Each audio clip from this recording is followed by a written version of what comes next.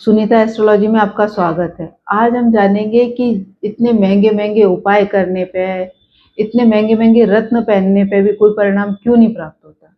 कि भाई हमने भंडारे किए, पूजा पाठ की, हवन किया, लेकिन कोई परिणाम नहीं। तीर्थ किया, कोई परिणाम नहीं। इतने व्रत रखे, कोई परिणाम नहीं। इसका क्या कारण है? तो आप देखोगे 4 कैटेगरी के लोग होते हैं कि किसी ने तो उपाय किया और तुरंत उसका फल प्राप्त हो गया और वो सुखी है। किसी ने उपाय किया लेकिन उसको कोई फल प्राप्त नहीं हो रहा और वो परेशान है, बोल रहा भाई मैंने तो बहुत उपाय कर लिए, कुछ भी नहीं मिल रहा।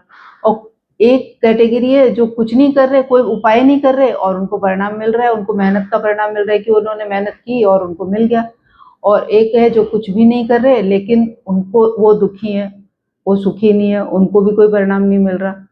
तो इसका कारण क्या है भाई? ऐसा क्या है? और ये भी बोला जाता है कि भाई प्रारब्ध में जो लिखा है उसको कोई नहीं काट सकता, आपको भोगना ही पड़ेगा।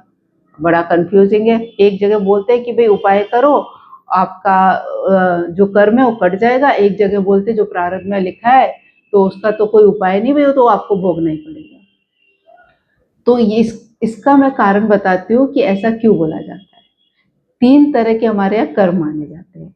एक है अधूर्त, एक है धूर्ताधूर्त और एक है धूर्त कर्म। अधूर्त कर्म क्या है? अधूर्त कर्म वो है जो कि हमने मतलब विचार ही विचार में खत्म हो गया। हमने सोचा और फिर हमारे मन में आया नहीं नहीं भाई ये तो गलत बात है, हमें नहीं करना। या किसी ने हमें आके टोक दिया कि भाई ये तो गलत है और हमने बोला हाँ जी गलत है, ये नहीं करना है। ठीक है, वो भूल वो भूल मतलब माफी योग्य। आपने कोई उपाय किया और वो बढ़िया उसकी माफी हो गई। और एक होता है धूर्ताधूर्त कर्म जो अनजाने में हो जाता है, हमें पता ही नहीं कि हमारे हाथ से वो गलत काम हो गया है, तो वो भी उपाय करने पे माफ हो जाता है, वो भी कट जाता है और फिर आप सुखी होते हो, सुफल प्राप्त करते हो। तो ऐसे लोग जब उपाय करते हैं और वो सुखी हो जाते हैं, तब ऐसे लगता है कि भाई ये तो उपाय कर रहे हैं और सुखी हो गए। अब जो उपाय कर रहे हैं, पूजा पाठ कर रहे हैं, लेकिन उनका कर्म नहीं कट रहा, तो वो कौन से कर्म? वो है धूर्त कर्म। आपने किसी का मर्डर कर दिया जानबूझ के, किसी की हत्या कर दी प्लानिंग करके। मैंने वो बता दिया कि अनजाने में गलती से कुछ हो गया है, वो माफ हो जाता है। लेकिन आप विचार करते हो, प्लानिंग करते हो और किसी की हत्या कर देते हो। बुजुर्ग माता पिता है, उनका पालन पोषण नहीं करते, उनको ऐसे ही छोड़ दिया आपने।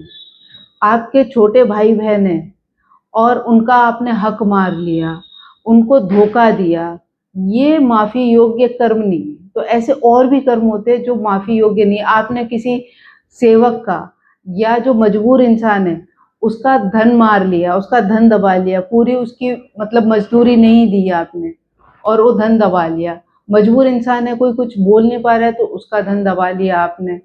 तो ये माफी योग्य नहीं है, ये नहीं करता।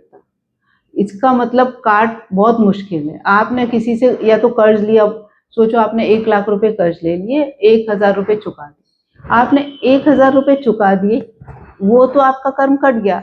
लेकिन आपने जो 99,000 रुपए नहीं चुकाए वो तो आप लेकर आए हो ना। और उसके कारण आपने जो उसके पैसे नहीं दिए, उसके कारण उसको कितने दुख भोगने पड़े हैं ना, वो भी आप उसके भी कर्जदार हो गए।